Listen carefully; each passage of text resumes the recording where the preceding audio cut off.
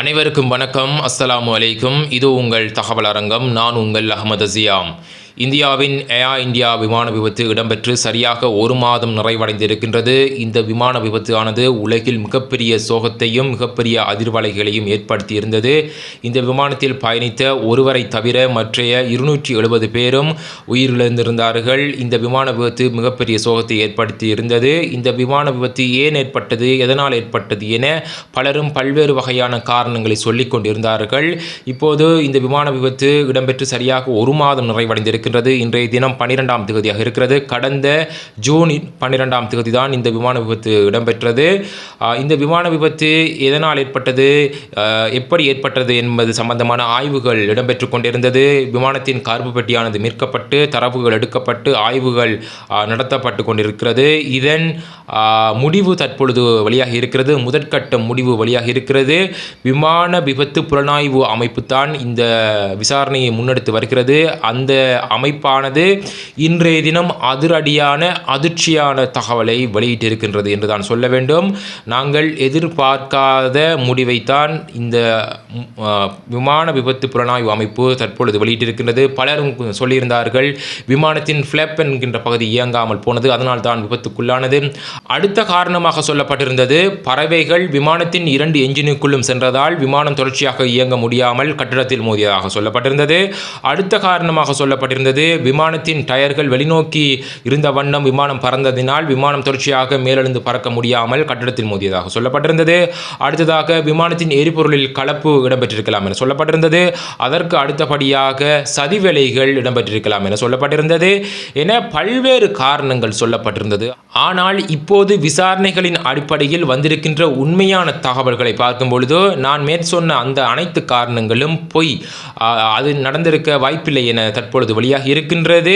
உண்மையான காரணம் என்னவென்று சொன்னால், விமானத்தின் 2 என்ஜின்களும் இயங்காமல் சென்றிருக்கின்றது. இதனால் விமானம் தொடர்ச்சியாக மேலெழ முடியாமல் கட்டடத்தில் விமானம் மோதி இருக்கின்றது என சொல்லப்படுகிறது.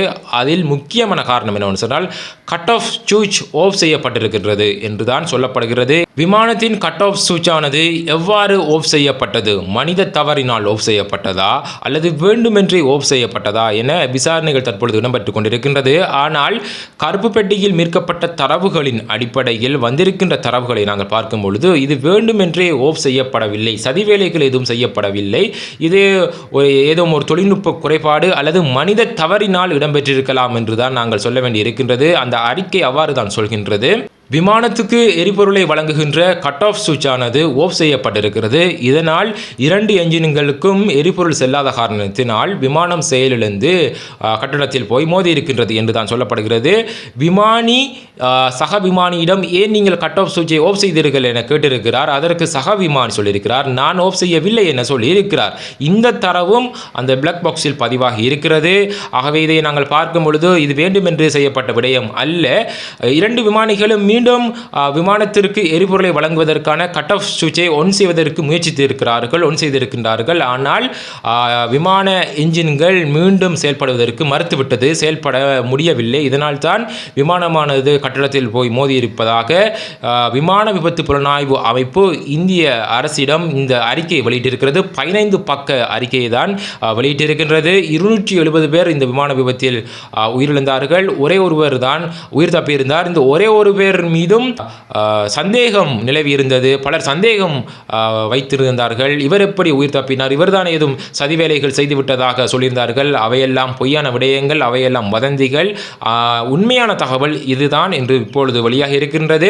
இந்த விமான விபத்தின் அடுத்த கட்ட அறிக்கையும் அடுத்த மாதம் வெளியிடப்பட இருப்பதாக தகவல்கள் வெளியாக இருக்கின்றது. உண்மையில் எதிர்பாராத விதமாக விமானத்தின் கட் ஆஃப் சுவிட்ச் ஆனது ஆஃப் செய்யப்பட்டதால் தான் இந்த விமான விபத்து இடம்பெற்றிருக்கிறது. எதிர்பாராத விதமாக இடம்பெற்ற ஒரு விமான விபத்தாக இந்த விபத்தை நாங்கள் பார்க்கின்றோம். இறைவரின் நாட்டம் அவ்வாறு தான் இருந்திருக்கின்றது போல் விமானமானது கல்லூரியின் கட்டடத்தில் மோதி விபத்துக்குள்ளாகி 270 பேர் உயிரிழந்து விட்டார்கள். இந்த விமான விபத்தின் முடிவுதான் இது. இத்துடன் இந்த வீடியோவை முடித்துக் கொள்கிறோம். அடுத்த வீடியோவில் சந்திப்போம். அதுவரையும் நன்றி, வணக்கம்.